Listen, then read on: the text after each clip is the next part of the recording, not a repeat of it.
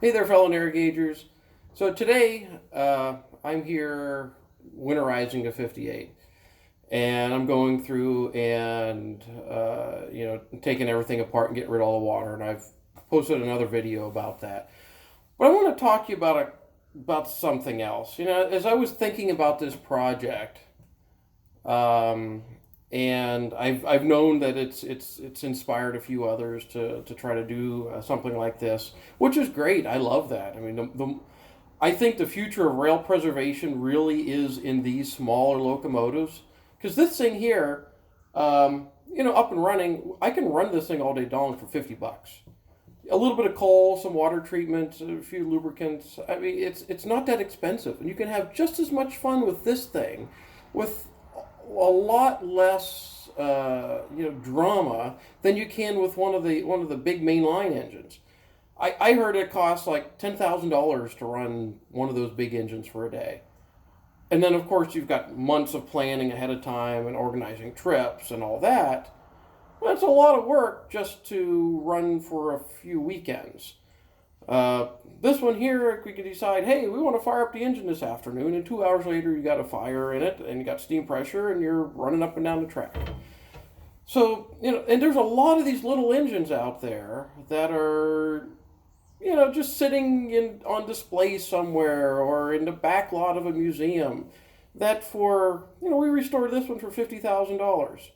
A little bit of money, you can come up with that kind of money if you have a couple people that are mechanically inclined.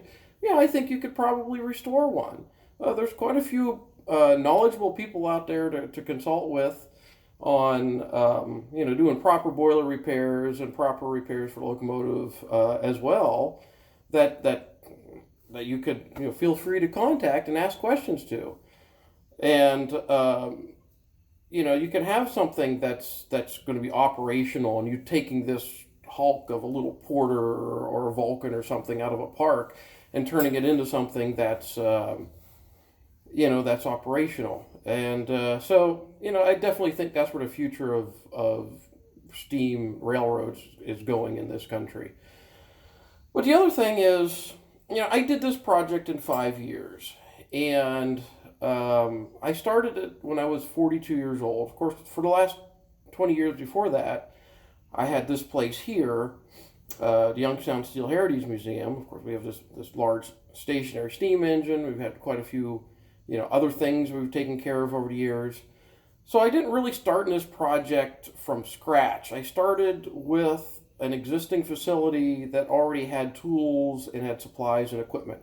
And I'll tell you what, even with all of that, I did not feel that I was ready to tackle a project like this until 5 or 6 years ago. I just didn't think I had the knowledge and expertise and wherewithal to do it. But once I got started with this project, I realized that hey, this definitely is something that I can do. And as you've seen on the videos, I mean, you've seen from the first chapter of this project on up to now, how much I've grown and my abilities have grown, and how much the railroad has grown, and what we've learned to do and not do over time. And it was been one heck of a learning adventure.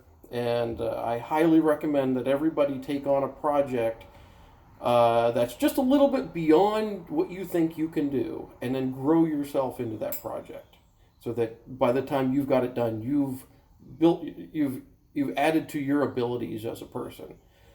Um, Doing 58 here, doing this railroad, and of course doing the rides for the public, and then building this into a membership organization with members and crew members and all that.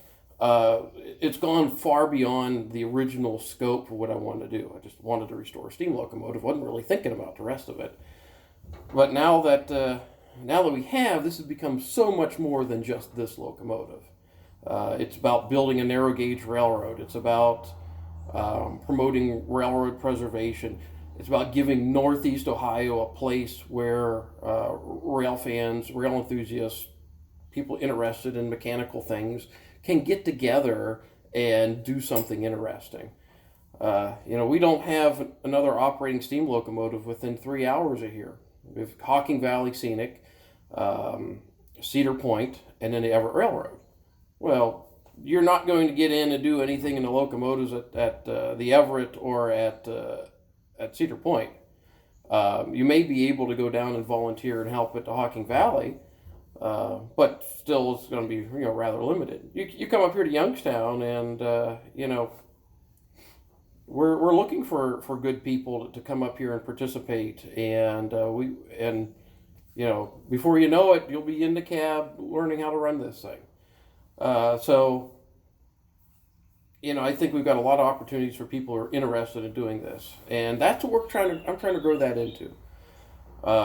We've been fortunate. We have an operating steam locomotive. We're not going to be selfish and just keep it for ourselves.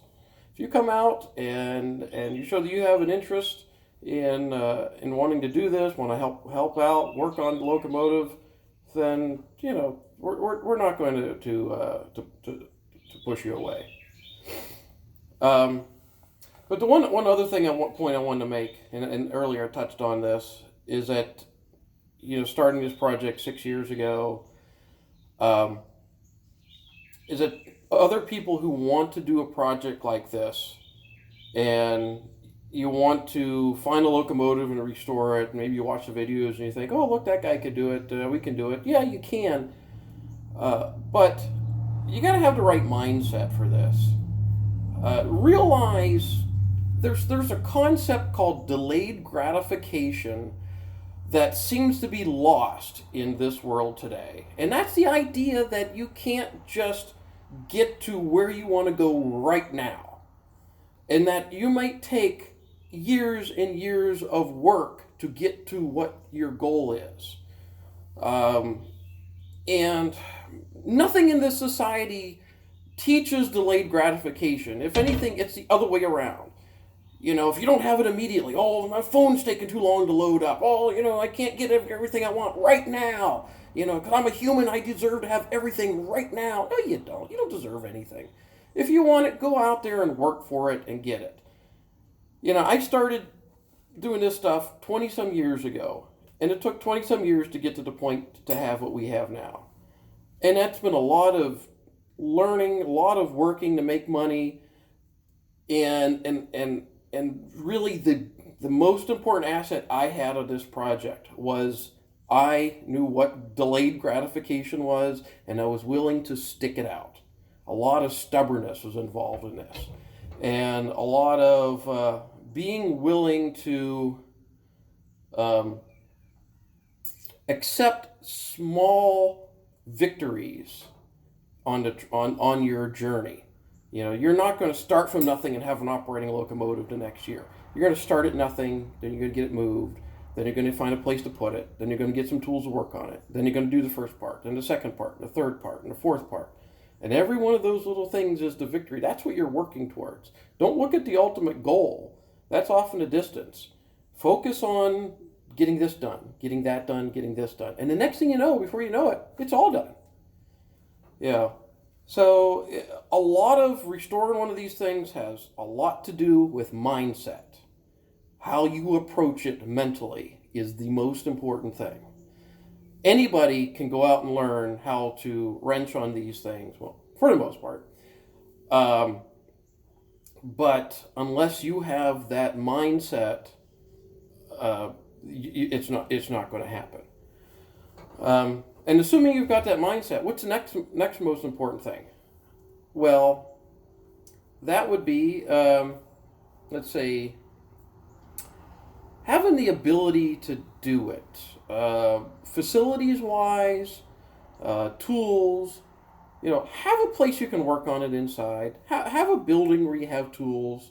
It's not a good idea to, do it outside the middle of nowhere. If it's a small engine, this one will fit in a shipping container if we had to. So, we've got this shed, this little engine house, which is 10 foot wide and 20 feet long. It barely fits inside, but I built it out of some materials I had on site, and it's a shelter.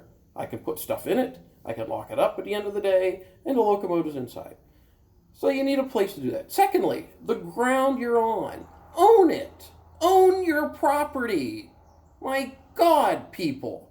Own your land. That's the other important thing.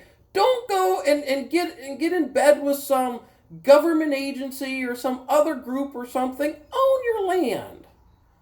You're going to put all this work into something and then all of a sudden, well, we don't want you here anymore. And then you're gone and all that work you put in is gone. Jesus Christ. I've seen so many organizations out here, Live Steam Club in Northeast Ohio, for years had this huge operating railroad on the property of Babcock and Wilcox. B&W sells the property and they get 30 days. 30 days to undo what took them decades to build. How stupid is that? I'm sorry, I don't care if I offend you by that, but if you're on someone else's property, if you're in rented space, that's stupid. Own your property. We may not have the biggest and best spot around, but we own this. No one's kicking us off of this.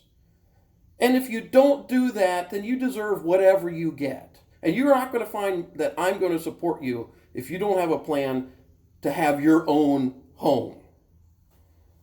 It's just infuriating. We're trying to preserve stuff forever on someone else's land in a temporary arrangement. No, good Lord. But yeah, own your own property. The next thing is, don't worry about finding the headlight for it or the bell or the whistle or anything on your piece of your Hulk that's sitting out there that needs a new boiler. Don't worry about that. When you get this thing running, people will show up with the stuff. Those appliances you're missing, they'll show up with it. You'll be able to find it then. But now, what do you need to buy? You need to buy tools. You need these things. Tools. You need tools. And not Harbor Freight tools. Not your Sears Craftsman set. Real tools. Go out there and start collecting. Get obsessive about acquiring tools. That's the difference between being able to do it and not. You got to have the tools to do the job. Pipe wrenches, union wrenches, power tools. eBay's a great place to look for. Go to the flea markets, auctions, whatever. You've seen some of the video stuff we have around here. Got a good cutting torch set. We've got a good set of sockets. Your most important money you can spend is on tools and on the right tools that you need, and then learning how to use them. Because if you don't have the right tools, you don't have the right equipment, you aren't going to do it. This thing is labor intensive. This takes a lot of specialized tools that you aren't exactly going to find at the local Lowe's or Home Depot. So, make sure you get the right tools. I